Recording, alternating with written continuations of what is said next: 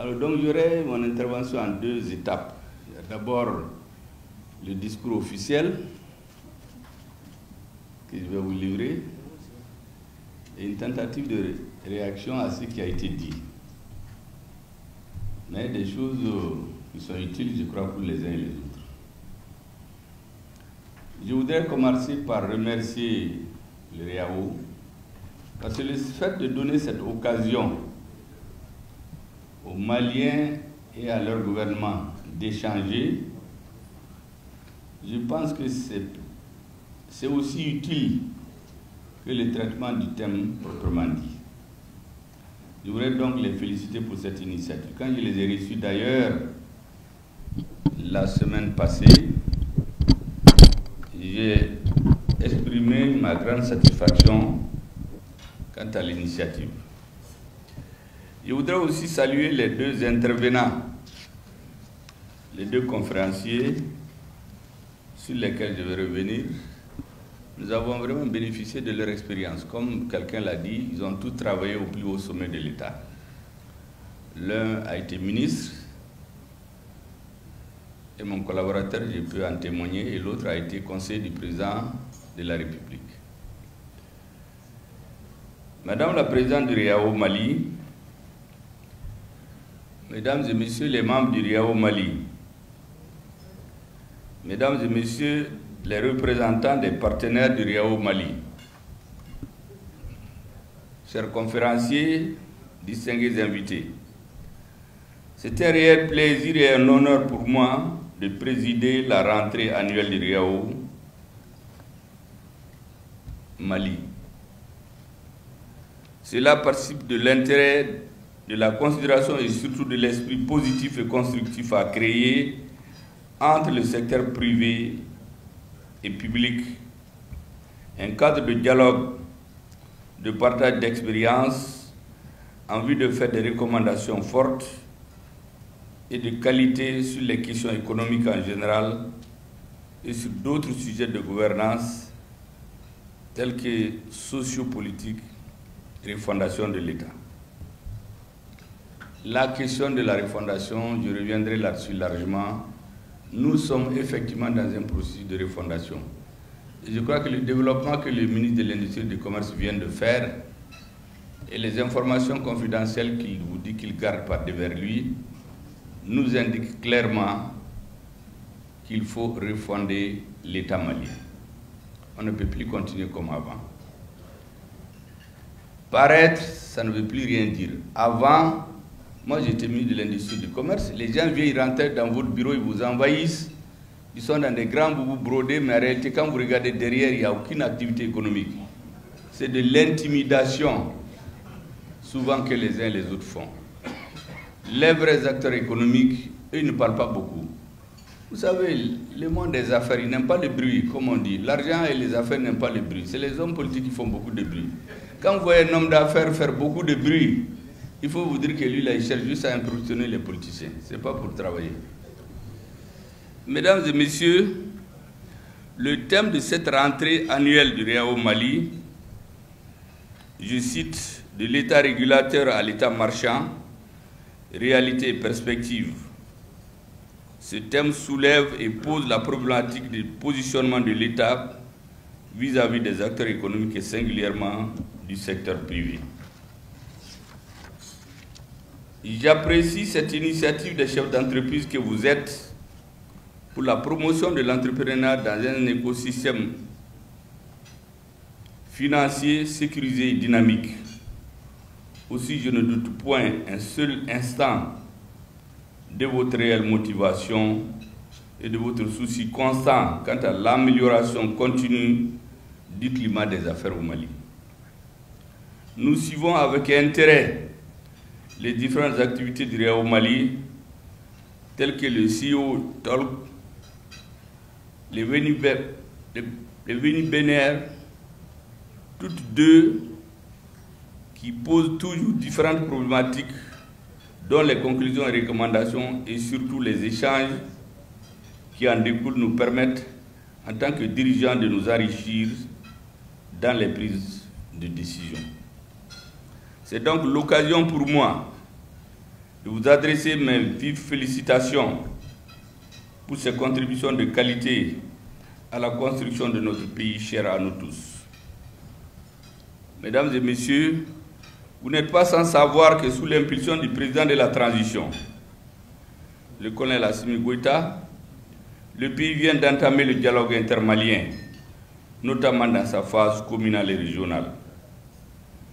Dans cette même dynamique, je vous invite à prendre pleinement votre part et jouer votre partition à ce dialogue entre tous les Maliens, où qu'ils se trouvent, où qu'ils soient et de quelque bord qu'ils soient. Je reviendrai là-dessus d'après ce que Mao nous a dit, l'un des contributeurs. Il a rappelé une citation de Marx, que celui qui ne connaît pas l'histoire est appelé à le répéter permanemment. Vous aurez constaté depuis plus de 7 mois, dans toutes mes interventions, je parle beaucoup plus d'histoire. Certains pensaient même que je suis un historien, en oubliant que je suis un ingénieur de télécommunications. Je fais cela pourquoi?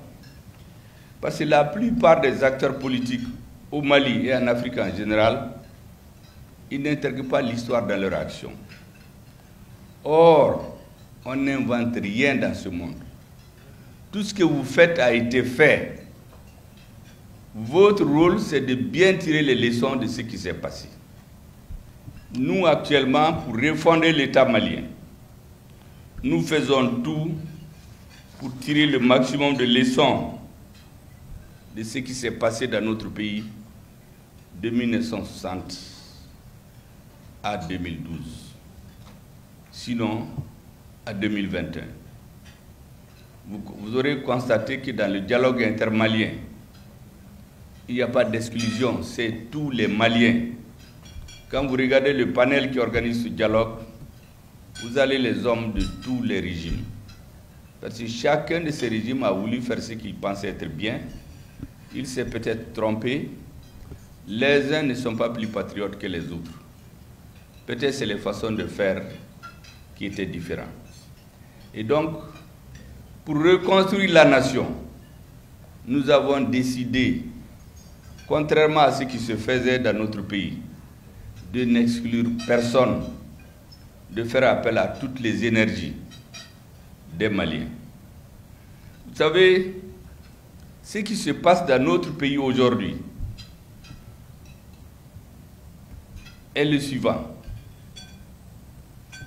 Tout ce qu'il y a en Afrique avec ce qu'on appelle les partenaires pour la sécurisation du Mali, ça se passe depuis 1885. Depuis cette date, ce qui est dit et ce qu'ils font, c'est totalement différent. En 1885, à la conférence de Berlin, qui a partagé l'Afrique, il n'a jamais été dit que les uns et les autres vont en Afrique pour coloniser.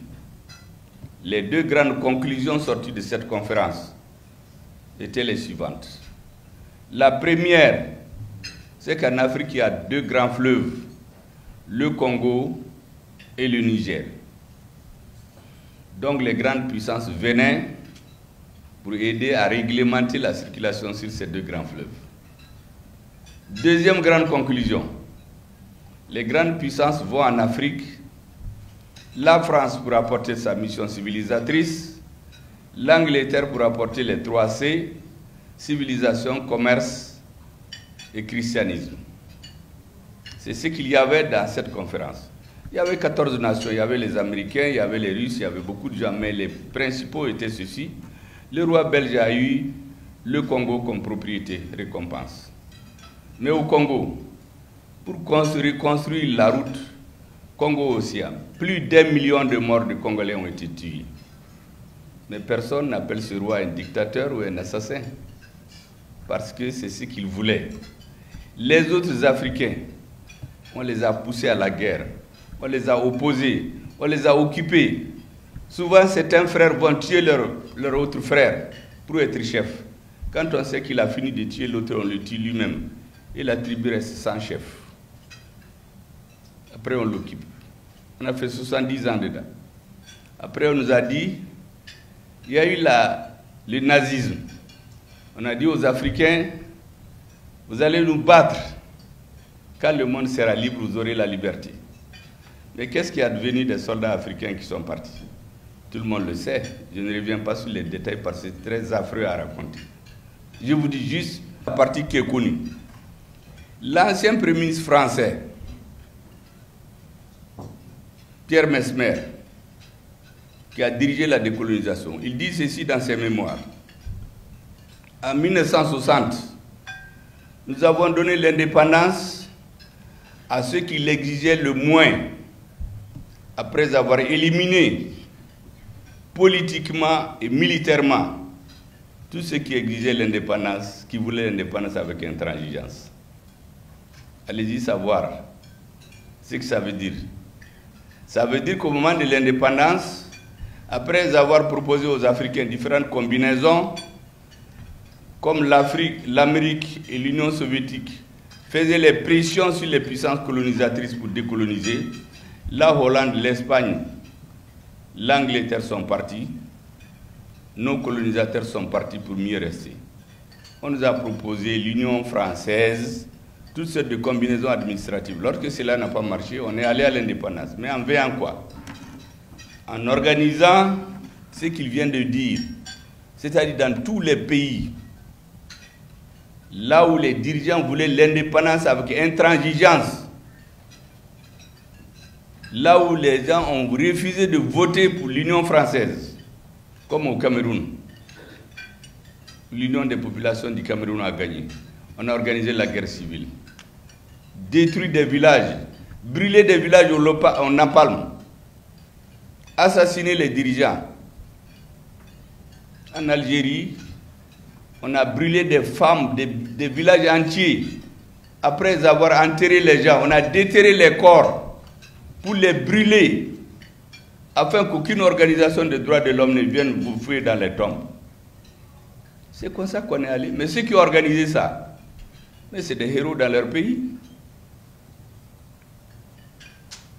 L'Inde, pendant la Seconde Guerre mondiale, les Indiens, ils sont morts de faim. Le riz était exporté pour nourrir les militaires anglais. On a cassé les usines.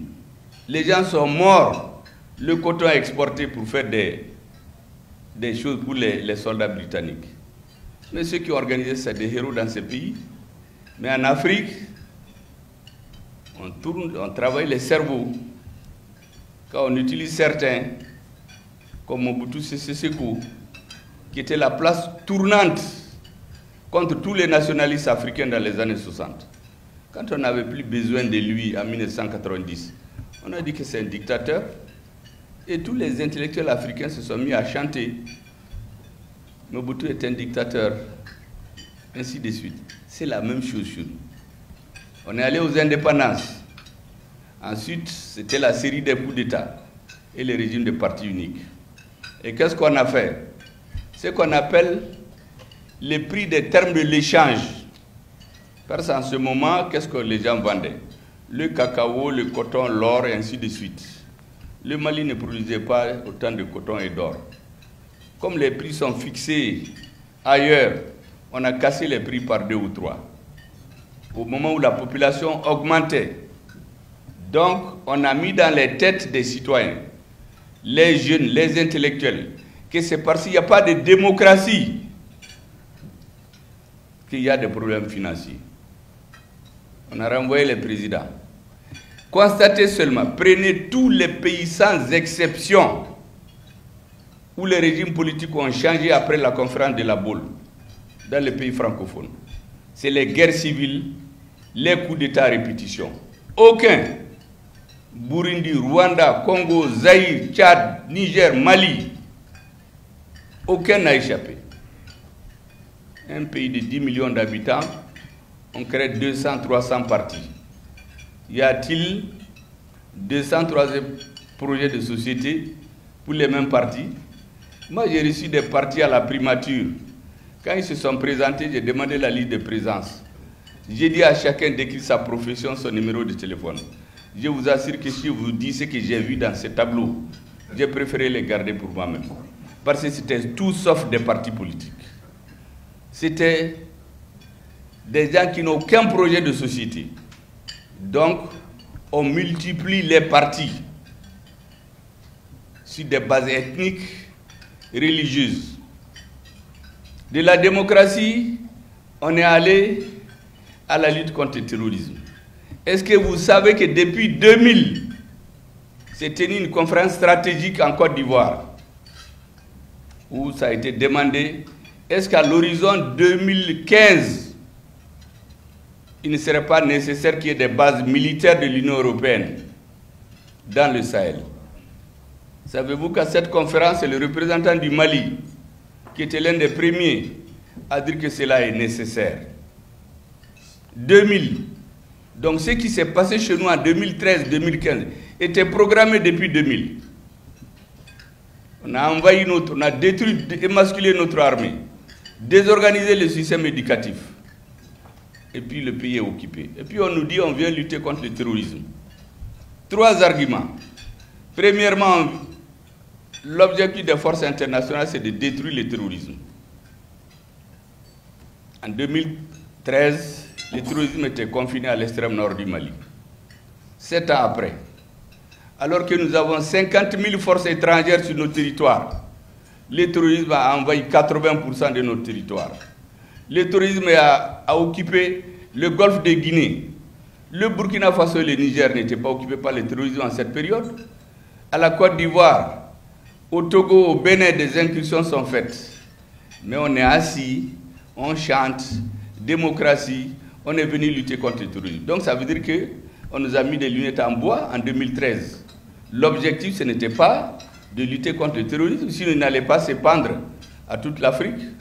Deuxième objectif, on dit que les forces internationales sont là pour que le Mali recouvre, la France impose l'autorité de l'État sur l'ensemble du territoire. Mais ce sont ces mêmes forces internationales qui ont interdit à l'armée malienne de rentrer à Kidal, en créant par le même coup une enclave, un État dans l'État. Chaque année organise des fêtes d'indépendance. Des diplomates viennent superviser, des marches se font. Et les Maliens sont assis, on leur parle de démocratie.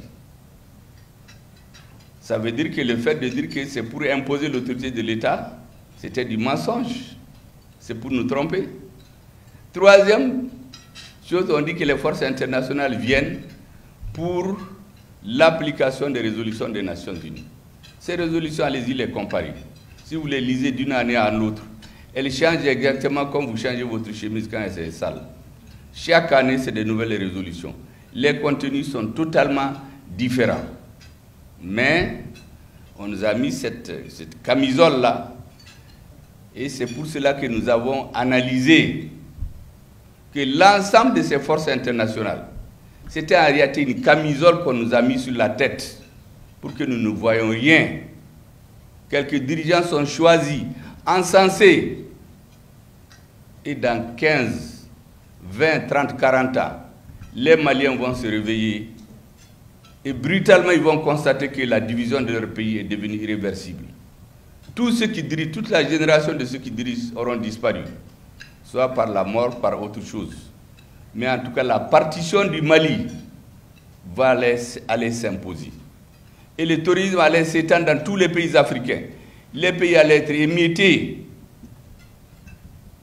Nous savons qu'il y a une loi votée en France en 1957 sur la partition du Mali, qui n'est pas encore abrogée.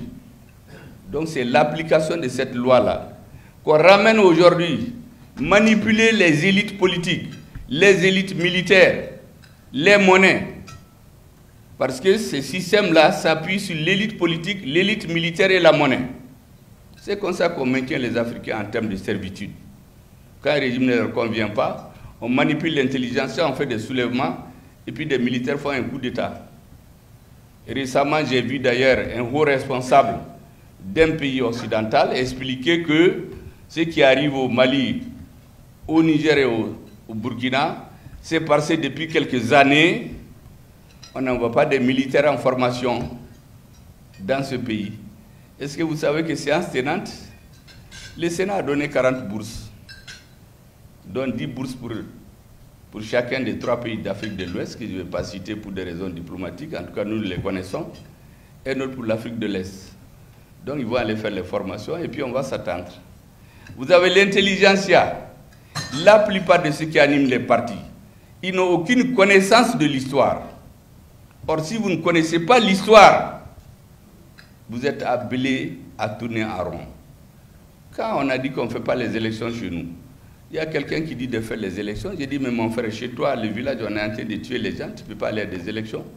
Mais parce qu'il a été prendre le dîner avec un ambassadeur d'un pays étranger ici, il sort, il vient dire qu'il faut des élections. Mais dans ces pays-là, est-ce que c'est comme ça? Ça ne s'est pas passé comme ça. Au Mali, nous sommes retrouvés en 2021, et c'est important que les Maliens comprennent, divisés en 2 camps.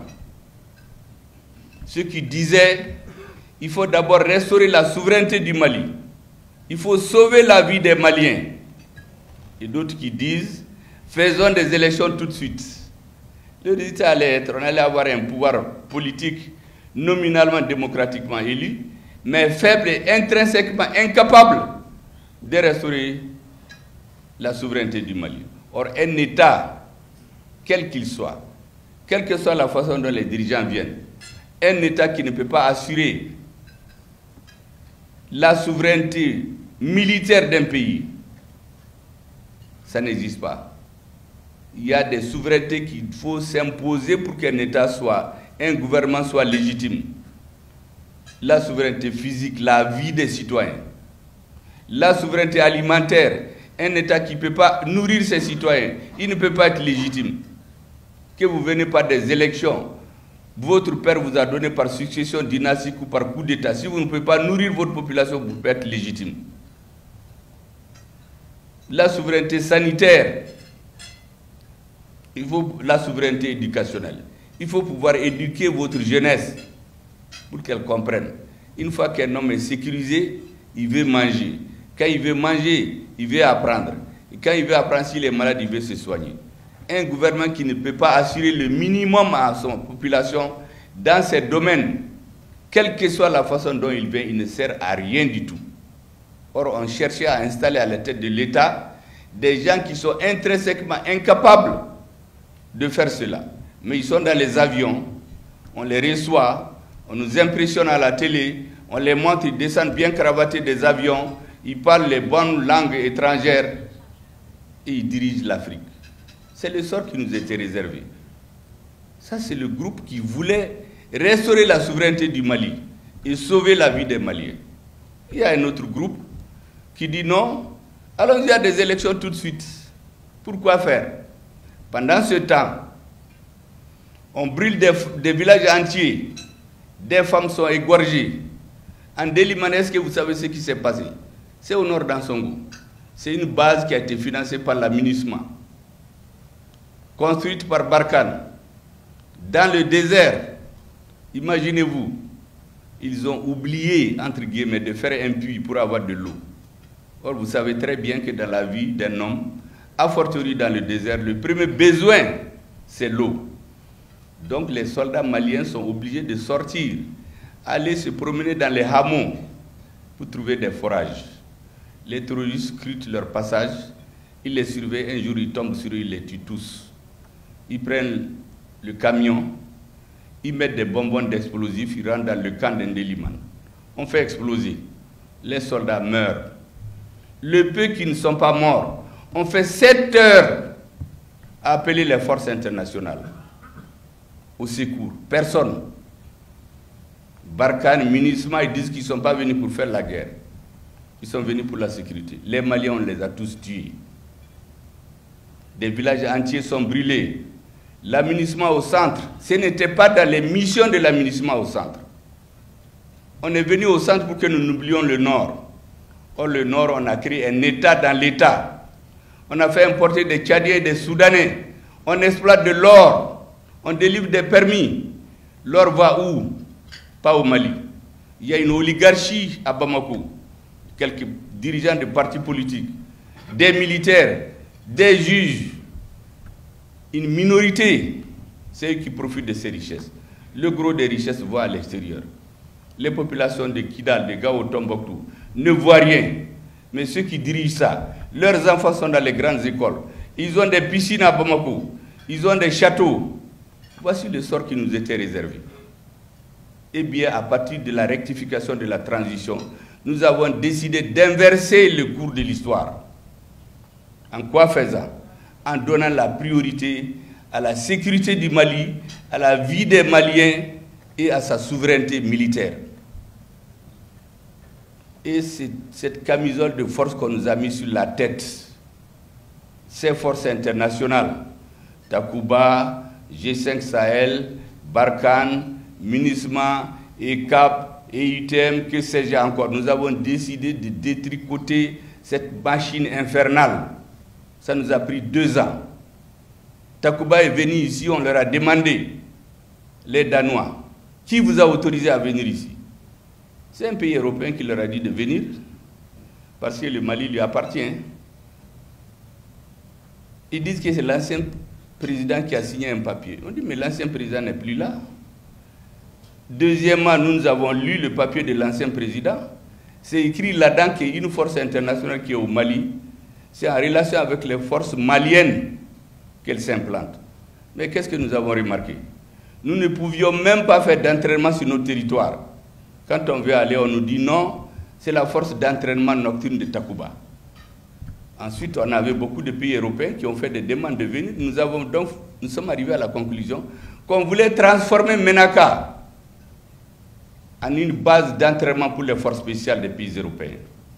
Mais ce n'est pas pour lutter contre le terrorisme. C'est ça le rôle de Takuba. Et j'ai expliqué que Takuba, en Soraï, en Tamashek, ça veut dire diviser. Nous avons chassé Takuba. On est allé à G5 Sahel. Il est mort de sa belle mort.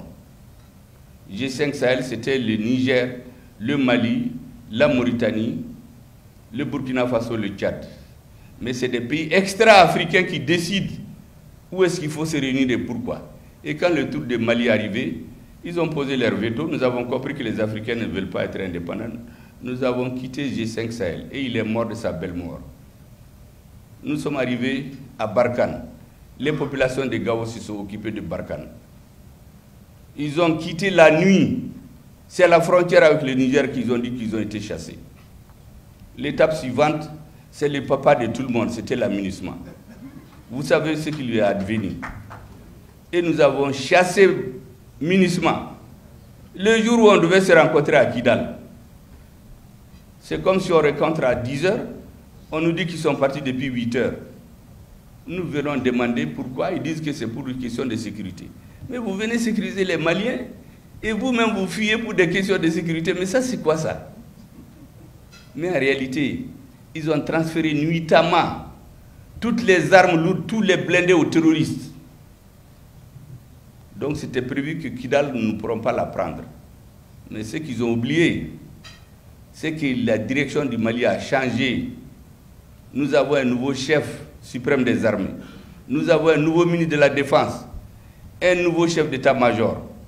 Mais c'est les mêmes militaires. On les a réorganisés. Et nous avons choisi des partenaires stratégiques qui ne jouent pas à l'hypocrite. Les Russes, les Turcs, les Chinois et d'autres. Nous avons détruit toutes les armes qu'ils ont transférées nuitamment aux terroristes.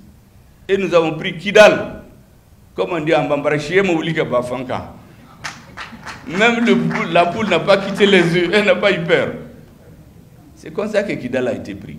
C'est à partir de ce jour, le 14 novembre, que nous avons compris que tous ceux qui disaient d'aller à des élections pour faire élire des gens tout de suite, ils jouaient, qu'ils le sachent ou non, ils jouaient le jeu des ennemis du Mali. Et Kidal a été pris le 14 novembre 2023.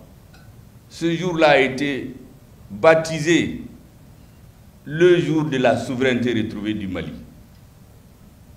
Mais dès que Kidal a été pris, nous sommes des hommes raisonnables.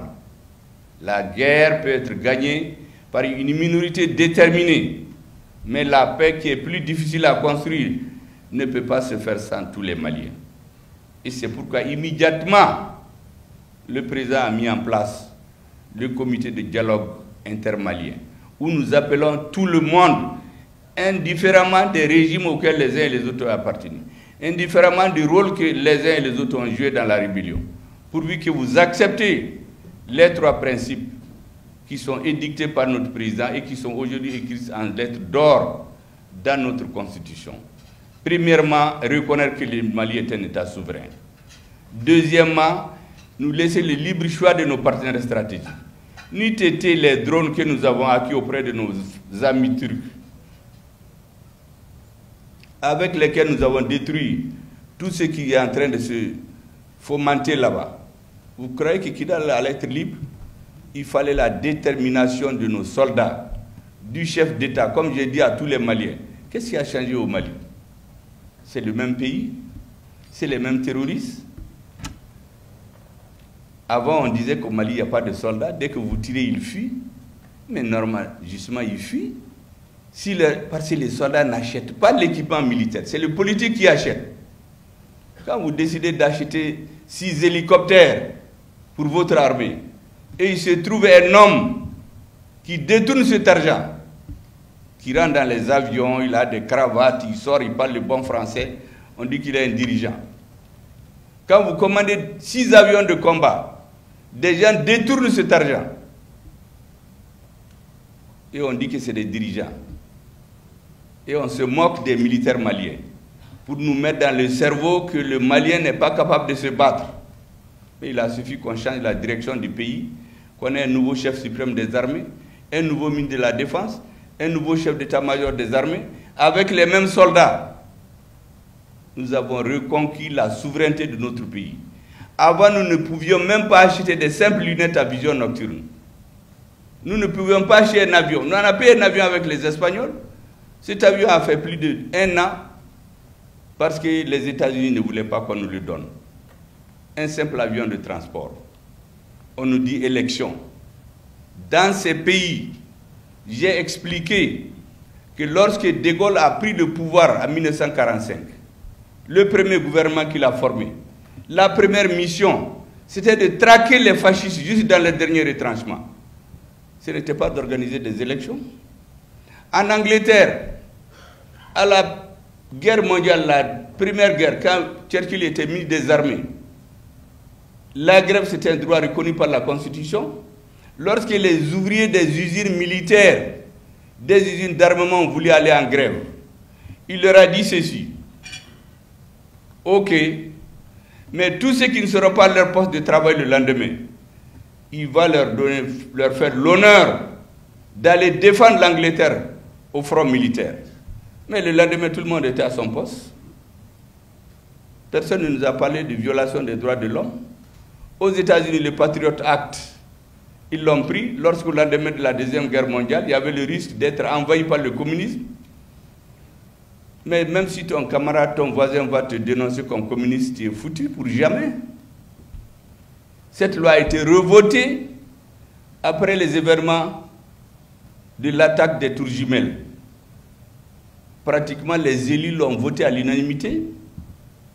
Mais là-bas, le gouvernement avait le pouvoir d'arrêter n'importe qui. Il n'avait plus besoin de l'autorisation d'un juge pour poursuivre et arrêter toute personne considérée comme un ennemi des États-Unis ou qui discrédite leur gouvernement. Qui a parlé d'atteinte à la démocratie en ce moment? On en a parlé, mais ils ont fait ce qu'il fallait. Parce que quand la vie de la nation, l'existence de l'État malien, la vie des Maliens est en cause, on ne peut pas venir nous dire de faire des élections tout de suite. Nous avons décidé de restaurer la souveraineté du Mali, de sauver la vie des Maliens et en une deuxième étape, aller à des élections. Donc le processus de stabilisation du pays est dans sa phase que nous sachons va être irréversible. Nous sommes aujourd'hui, les Maliens ne le savent pas, dans un corps à mort avec les ennemis du Mali. Comme aujourd'hui on peut aller partout, on n'a pas besoin d'autorisation. Donc ils décident de nous épuiser. on attaque à Andrambokan, on attaque à Kaï, on attaque à Bamako, on attaque à Sikasso, on attaque à Kidal pour nous user. Pendant ce moment, ils cherchent des relais dans notre pays pour organiser des troubles politiques. Oh, nous avons un exemple dans l'histoire. Avant la chute des ATT, au moment où l'État malien était menacé de tomber, mais il y a des hommes politiques qui ont organisé des manifestations ici pour demander aux militaires de ne plus se battre. Il y a des militaires qui ont décroché à cause de ça. Nous savons les quotas qui sont pris au Mali pour lancer cela. Des milliers d'ONG sont au Mali qui travaillent contre l'État malien. Il y a une ONG qu'on a dissoute récemment. Vous savez, dans ces documents, elle agit de Kaï à Tombouctou pour s'occuper des puits, des maraîchages et ainsi de suite. Mais on s'est rendu compte qu'elle était implémentée à Kidal pour s'occuper d'actions humanitaires. Donc tout l'argent à travers ces ONG va à Kidal. Et on le donne, on le diffuse aux terroristes. Nous avons décidé de détricoter ce mauvais tissu. Toutes ces ONG, ces organisations qui n'ont pas de récépissé ou qui font autre chose, nous allons les démanteler un à un. Donc, le processus de stabilisation de la souveraineté de l'État malien. 1. Les conclusions du dialogue intermalien, donc de tous les Maliens. C'est les deux combinés qui vont permettre à l'État malien, de façon souveraine, de décider quand est-ce qu'il faut faire les élections. Parce que les élections, c'est une étape dans le processus démocratique. Mais un processus démocratique dans un État qui n'existe pas, c'est une illusion. Et nous savons pourquoi on voulait nous amener à cela. Nous avons dit non. Et cela, il faut qu'on l'explique aux Maliens. Il faut que vous compreniez. Parce que certains disent qu'ils ont interdit les activités des partis politiques. En réalité, ce n'est pas tous les partis qui sont dans ce jeu. En 2012, ce n'est pas tous les partis. Mais quand le pays est tombé, tout le monde en a fait les frais. Aujourd'hui, ce n'est pas tous les partis, les ONG qui sont dans ce jeu. Mais si nous faisons les naïfs, nous faisons de l'angélisme, on oublie un cours de l'histoire. Hitler est venu au pouvoir en Allemagne à travers la démocratie. Donc nous n'allons pas nous asseoir avec ces radios qui parlent pour dire laissez faire. Chaque pays résout ses problèmes en fonction de la vie de la nation et de leur analyse. Mais en Europe, il y a deux pays qui sont en belligérance, l'Ukraine et la Russie. Quand il fallait faire les élections en Ukraine, le président ukrainien a dit qu'il ne fait pas d'élections parce qu'ils sont en guerre. Mais qui a entendu l'ONU protester? Qui a entendu l'Union africaine? Qui a entendu la CEDEAO? Qui a entendu l'Union africaine? Mais en Russie, ils ont fait les élections. Là-bas, on a parlé plutôt des résultats. Ça veut dire que nous demandons qu'on nous laisse tranquilles. Et tous ceux qui font de la propagande pour déstabiliser l'État malien, ils vont nous trouver sur leur chemin. Moi, j'ai écouté quelqu'un, une radio, on dit ouais, que le gouvernement de transition a reporté les élections. Et puis il y a un Malien qui ment, j'étais son nom pour ne pas le discréditer, qui dit, écoutez la voix de l'Amérique ce matin, à 9h. Il dit que la charte de la transition révisée a prévu de tenir les élections le 26 mars. Et que c'est en violation de la charte que les élections sont prolongées. Ça veut dire que lui n'a pas lu la charte. Ce n'est pas dans la charte. Dans la charte, c'est dit que la fin de la transition est définie par les conclusions des assises nationales de la refondation. Or, les assises ont dit la transition, c'est de 6 mois à 5 ans. Ça ne veut pas dire qu'on va faire 5 ans. Pas du tout. Mais personne ne va nous amener à faire les angéliques, écouter ces radios internationales, nous intoxiquer, nous travailler le cerveau pour venir placer à la tête de l'État malien un aventurier qui va encore détruire notre armée et nous faire retourner en arrière. Il faut que les Maliens prennent conscience de cela. Les nations européennes, chaque fois que leur nation est en danger, ils font bloc. Mais ils arrivent toujours à nous diviser. Je voudrais donc appeler à l'attention des uns et des autres.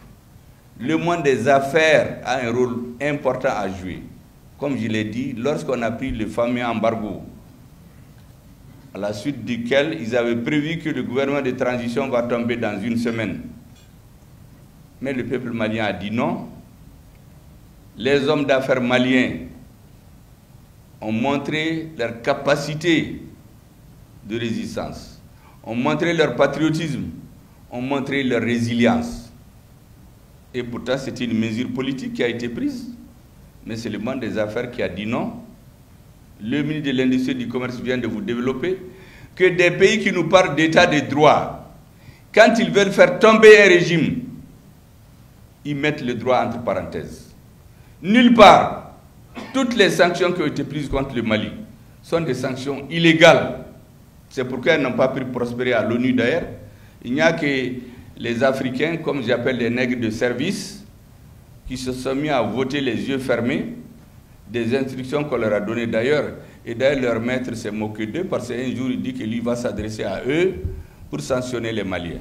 Vous savez de qui je parle. Tout le monde l'a entendu. Ah, je vais toucher tel président.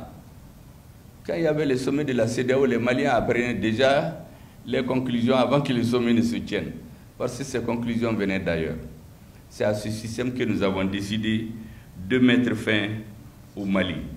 Et je voudrais vraiment que les pays, les Maliens, disons, comprennent. Les hommes d'affaires, les affaires ne peuvent marcher que dans un état stable. Quand votre vie est menacée, vous ne pouvez pas faire les affaires. Or, ce qui était prévu pour le Mali, c'est l'insécurité généralisée. Et que quelques personnes qui sont riches prennent leur argent, ils vont investir chez eux, ils quittent le Mali. Parce qu'il y a des gens qui ont 3 ou 4 passeports, hein, et ils sont dans de hautes fonctions régaliennes de l'État, ministre de la Défense, ministre des Affaires étrangères. Le jour où ça ne va pas, ils vont dans le pays de leur choix. Cette situation, les Maliens ont dit non. Et grâce à notre armée, aujourd'hui, nous avons besoin de faire l'union sacrée autour des autorités de la transition. Avec côte à côte, la société civile, les hommes d'affaires, le secteur privé, pour que notre pays recouvre son intégrité territoriale, sa souveraineté totale. Deuxième étape, organiser des élections et avoir des dirigeants légitimes, véritablement patriotes. En ce moment, les affaires vont aller. Tous les débats que nous menons là sont très justes. Moi, j'ai écouté les 2 conférenciers qui ont brossé l'histoire du Mali de façon extrêmement brillante, qui ont fait beaucoup de références historiques. Celui qui a parlé, on dit Modibo Mao Makalou, mais il est né dans les années 60.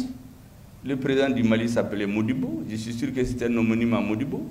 Et c'était le moment où c'était le socialisme. Mao, ce n'est pas venu du hasard. Mao, ce n'est pas un nom africain. C'est sûr que c'est à l'honneur de Mao que son père lui a donné le nom. Donc ça, c'est une partie de notre vie. Il faut que nous tirions les leçons de tout cela. Il a parlé de la CMDT. Les cadres maliens voulaient faire vendre la CMDT. C'est ATT qui a dit non.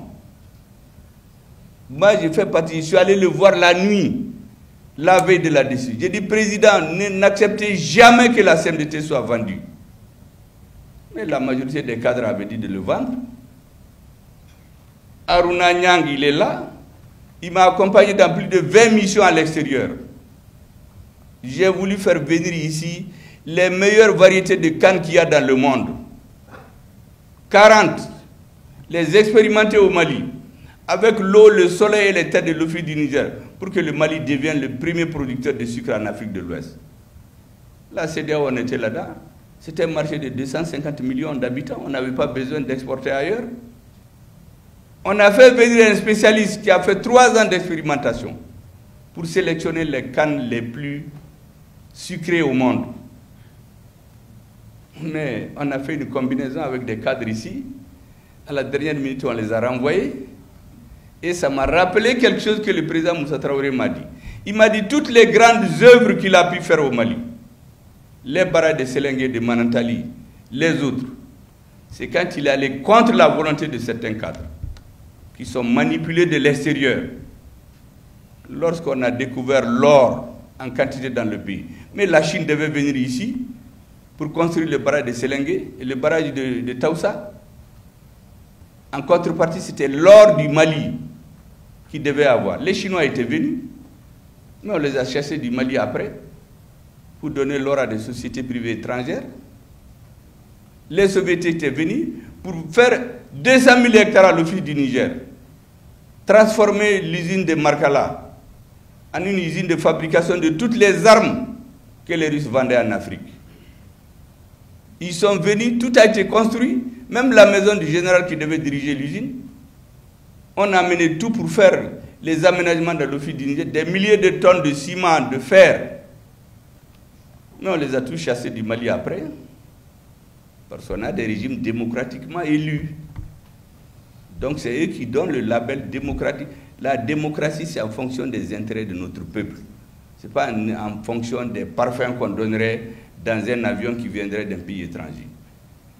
Vraiment, c'est ce que je voulais vous dire. Il faut comprendre qu'aujourd'hui, nous sommes sur une pente raide. Nous sommes dans un corps à corps à mort contre les ennemis du Mali. Et ils veulent se servir de certains Maliens. Ça ne marchera pas. Nous allons gagner cette bataille comme nous avions gagné la première, détricoter cette histoire des forces internationales qui était là uniquement pour nous tromper. Voici en gros les messages que je voulais vous faire passer.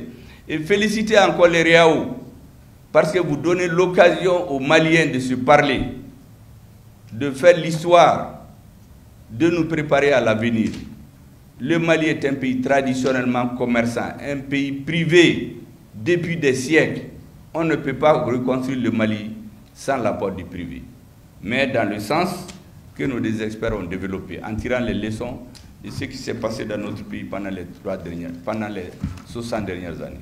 C'est en gros ce que je voulais vous dire et vous remercier encore d'avoir pensé à inviter le gouvernement de participer très activement à cette cérémonie qui nous est très utile pour vous expliquer certaines choses, qui vous est très utile aussi pour nous entendre. Il y a beaucoup d'amis ici, des ambassadeurs que vous avez invités. Je suis sûr que ce discours-là, beaucoup n'ont pas eu l'occasion de l'entendre, mais c'est ça la réalité. Parce qu'on n'a pas tous les jours l'occasion de parler comme ça. Je voudrais vraiment profiter de cette situation pour vous expliquer ce qui se passe dans notre pays aujourd'hui. Merci bien.